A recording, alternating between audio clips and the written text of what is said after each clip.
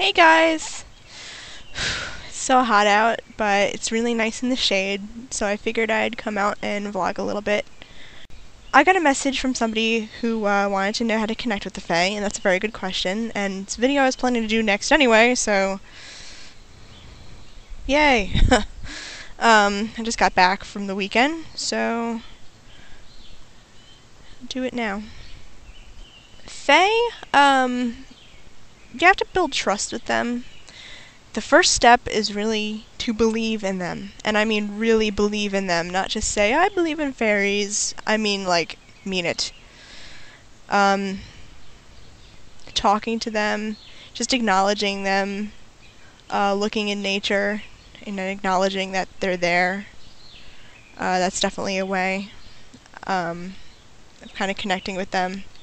They like singing, they like music. They like when you're being really playful. I especially find that when I'm with my friends and we're trying to connect with the Fae, there's definitely some silliness involved, and I think they like you to join in on that silliness when you feel it. Climbing trees, but being nice to the trees, making sure you don't break anything, or if you do, saying that you're sorry. I don't know, just being silly. Hugging trees. It's a good way to connect not only with nature and with the trees, but also with the Fae that are surrounding you. They like offerings. Honey is good. I forget, honey. I think some alcohol they like mead maybe, because mead is actually made out of honey. I forget what else. They like shiny things. So, like, I'm gonna give them, like, a piece of quartz right now. They like colorful fabric. In my case, every Easter, Ostera, my family's Christian, so we dye Easter eggs. Obviously, I look at the pagan way of it, but I have this technique I do. It's called Dao, because I walked into a chair when I was naming it. So I was like, oh, I'm gonna call this technique Dao! So, ended up being Dao. I'm gonna do a video about that next Easter. And I'm sorry, we have really loud birds. Shush! Baby blue jays are like crazy. Anyway, I have dyed paper towel from when I did this technique. And it's very rainbowy, because like the Easter eggs actually come out very rainbow-ish when I do this technique. Yeah. So, every time I do Dao, I collect some of this, I put it on my altar, which on my altar I actually do have a spot for Fae. I have a little mermaid figurine, and I have a statue of a fairy. Because they're important to me, and they should have a spot on my altar. And, also, I did the video the other day, I dedicated my fairy oracle cards to them, and kind of asked for their guidance. And this is also a way for me to connect with them, because I'm kind of working with Fae energy, I believe, when I use this.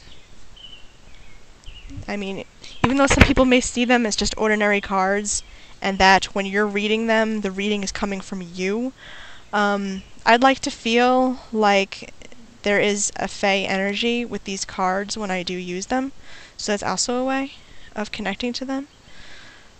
So yeah, be nice to nature, maybe put a spot on your altar if you have one, and offer them things. Honey, shinies, they love pretty shinies. I also have the pixie sparkle glitter stuff that I give them.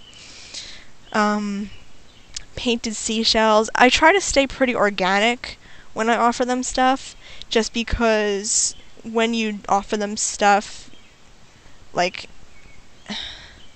I just leave it outside, and I don't want any animals coming along. There's the belief that Fae actually come in forms of animals sometimes. So if you have a close encounter with an animal, sometimes that's considered as a close encounter with the Fae. And maybe they sent animals to get their stuff too. That's also a theory. Speaking of which, hello chipmunk. I don't have any peanuts right now. He's just chilling. Speak of the devil. You're kind of small for a devil. Anyway, I try to stay organic because I don't want little animals, little birds, little chipmunks, little anythings. I don't want animals choking on like plastic bits or what have you. So I try to stay organic. I mean, obviously animals aren't going to eat rocks, and paper towels are dissolvable, and the dye is non-toxic, especially since it's dry also. Yeah, because it's Easter egg dye, so it's non-toxic. So it's not gonna, like, kill anything. So yeah, those are my ways of connecting with the Fae. I'm sure there are a lot more, like, making a fairy house, or making little clothes, or, oh gosh, there's like so many different ways. I know fairy houses are big, but I haven't made one.